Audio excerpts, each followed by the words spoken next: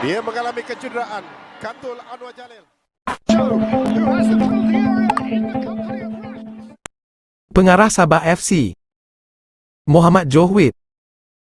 Kanan, menyerahkan watikah pelantikan Loto sebagai rakan kerjasama bagi musim 2024 hingga 2025 kepada Ketua Pembangunan Perniagaan dan Strategi Loto Malaysia, Amirul Shafiq Azidin di Kota Kinabalu hari ini. Kota Kinabalu.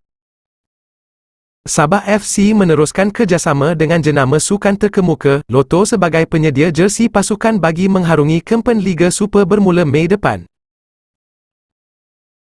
Pengarahnya, Muhammad Johwit berkata sambungan kerjasama itu selaras dengan pilihan yang termaktub dalam perjanjian ditandatangani di antara kedua-dua pihak pada 2021. Katanya, pemilihan Loto juga mengambil kira reka bentuk, kualiti dan fabrik jenama itu yang sesuai dengan cuaca dan cita rasa penyokong serta peminat Sabah FC. Sabah FC membuat keputusan untuk meneruskan kerjasama dengan jenama Loto sebagai rakan penyedia jersey pasukan pada musim baharu 2024 hingga 2025. Kami berharap jersey yang digunakan Sabah FC untuk kempen musim ini akan terus mendapat sambutan penyokong dan peminat seperti tahun-tahun lalu, katanya hari ini. Muhammad Joh hari ini menyerahkan watikah pelantikan semula kepada wakil jenama Loto bagi meneruskan kerjasama yang dijalin sebelum ini.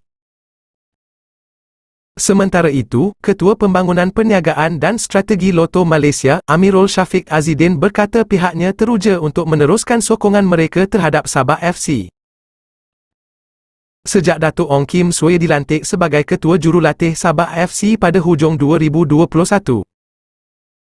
Kelab ini mencapai tahap yang membanggakan apabila menamatkan saingan di tempat ketiga Liga Super 2022 dan berjaya mara hingga ke suku akhir Piala FA, buat kali pertama sejak 2007.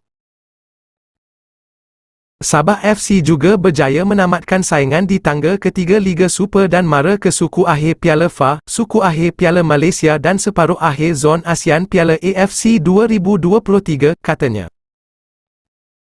Bekas pemain Sabah FC, Muhammad Rizal Azali yang diumum tidak lagi bersama skuad Sang Badak sejak berakhir saingan Liga Super musim lalu dikhabarkan kembali semula ke Sabah.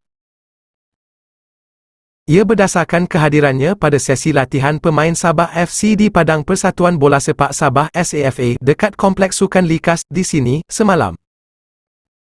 Kelibatnya yang dilihat berdasarkan gambar dikongsikan Facebook Sabah FC. Menimbulkan spekulasi mengenai kedudukan terbaharunya bersama skuad Sang Badak, terutama menjelang saingan separuh akhir Piala AFC Zon ASEAN di Australia, minggu depan. Netizen rata-ratanya gembira dengan kepulangan rakan baik ahli Dewan Undangan Negeri Adun Gurun yang juga bekas pemain Sabah FC, Badrul Bakhtiar itu ke bumi Sabah.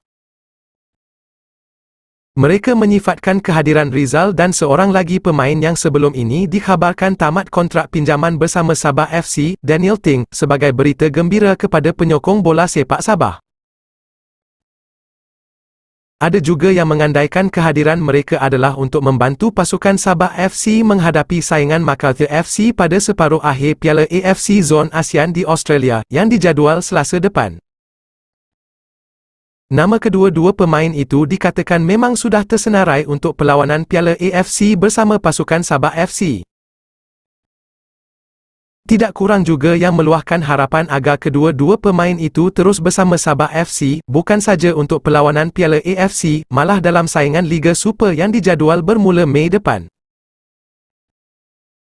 Bagaimanapun, Rizal dalam satu hantaran di akaun Facebook beliau, memberi gambaran kehadirannya pada sesi latihan pemain Sabah FC semalam hanya sebagai penonton dan bukan untuk menyertai pasukan. Alhamdulillah diberi kesempatan menyaksikan latihan Sabah FC, katanya menerusi hantaran terbabit, dipercayai untuk menjawab spekulasi mengenai tujuan kehadirannya pada sesi latihan itu. Pada 19 Disember lalu, pengendali Sabah FC, Datuk Ong Kim Swee mengesahkan pengunduran Rizal bersama Irfan Zakaria yang tamat kontrak berkuat kuasa 31 Disember lalu, manakala seorang lagi pemain, Muhammad Amri Yahya mengumumkan persaraan. Result 31 yang beraksi di bahagian sayap pertahanan menyertai Sabah FC pada 2022 dan bermain bersama pasukan itu sehingga perlawanan terakhir Liga Super 2023 pada 17 Disember lalu.